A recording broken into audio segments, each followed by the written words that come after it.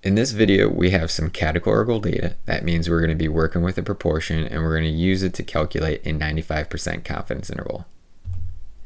And in this situation, there's a math class who's trying to determine the true percentage of students at a high school that are members of a club. And at that high school, there's 3,000 students or over 3,000 students. So that means it's going to be pretty hard to figure out that true number. So they decide to ask 82 students, and 61 of those students say that they are a part of a club. So the first thing that we need to do is calculate the standard deviation of the sample distribution. That means we're going to find the distance from the sample proportion in the center to one standard deviation below it to one standard deviation above it. So we're going to pull up the formula for that. That involves p hat and then n, which is the sample size. And to calculate our p hat, or our sample proportion, we got to figure out a number and divide it by the sample size. So that number is going to be 61 because 61 out of the sample size, which was 82, said that they were part of a club. So 61 over 82 comes out to be a decimal like this. And we always want to round it to 3 decimal spots. So that's going to be to the nearest thousandths. So we look to the right. Since it's 5 or above, that 3 gets kicked up to a 4, and this is going to be the sample proportion that we use in our formula. So we could plug that in with the sample size, and then I like to plug it into the TI Inspire calculator, and I'm going to start by adding a radical symbol. So we could go to Control and then the X squared button to get to the radical, or you could even hit the symbols key to the right of the 9, and that pulls up the radical symbol too. So I'll hit escape to get out of that. Now when I have the radical up, I want to add in a fraction. So we could hit Control Division key, or also that symbols key, which would give us a fraction template that we could use too. But escape to get out of it.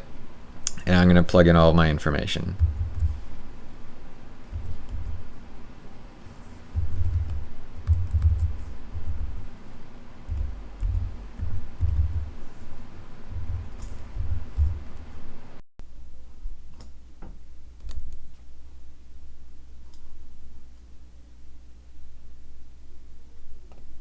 Press enter, and there's our value, 0.048195.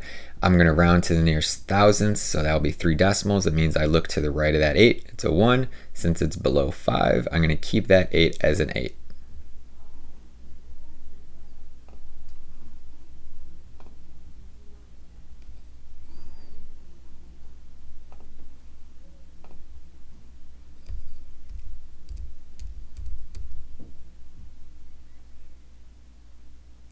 And I'll go ahead and plug in that sample, and I'll go ahead and plug in that standard deviation for the distribution right in there. Go ahead and add it in as well. And our next step is to come up with that margin of error. So that means we want to go from our center to 2 standard deviations below the mean, and 2 standard deviations below the sample proportion, as well as 2 standard deviations above that sample proportion, because we are going for a 95% confidence interval. So I'm going to go ahead and double those 2 standard deviations that we calculated, and that will give us 0.096. Add those into my graphic here. And now it's time to calculate the confidence interval. So we are going to start with our sample proportion, which was 0.744. We previously calculated that, and we subtract that margin of error, which will take us to our low value of our confidence interval. And then we're going to also add it in here. That'll give us our high value of the confidence interval, which is given here. You could also turn them into percentages as you add them to the interval notation, or you could keep them as the decimals too. You could just keep them as 0.648 and 0.840, but I just like to turn them into percentages by multiplying by either 100, or you could just move that decimal over 2 times and add in that percent symbol.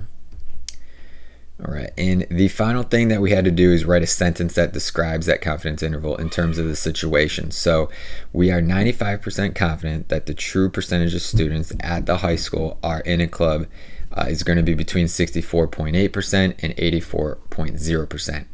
And it's just too hard to come up with a true percentage of over 3,000 students. So that's why they took a sample of that 82 students, which was 61 out of them said they were in a club, and then we came up with a margin of error and got a low and a high value for that interval. So That are all the steps that go into calculating a confidence interval and coming up with a sentence.